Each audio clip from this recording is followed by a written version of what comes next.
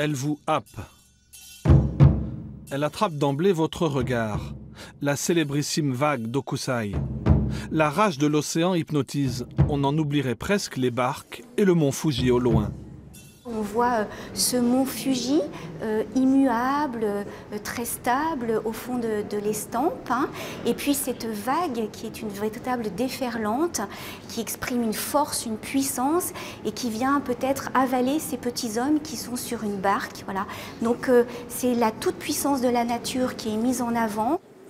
Okusai, le vieux fou de dessin, selon son surnom, se lance dans l'estampe de paysage à 70 ans, dans les années 1830. Dans ses pas, Hiroshige, un autre artiste majeur, lui aussi exposé en ces lieux. Les deux hommes bouleversent le style graphique, parvenant même à magnifier des montagnes réputées indessinables par la légende.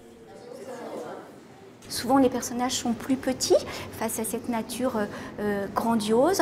Quelquefois, on ne voit pas leur visage, mais en tout cas, l'œuvre nous raconte une histoire, nous permet d'entrer dans des traditions, dans un quotidien en fait de ces hommes, de ces Japonais de l'époque.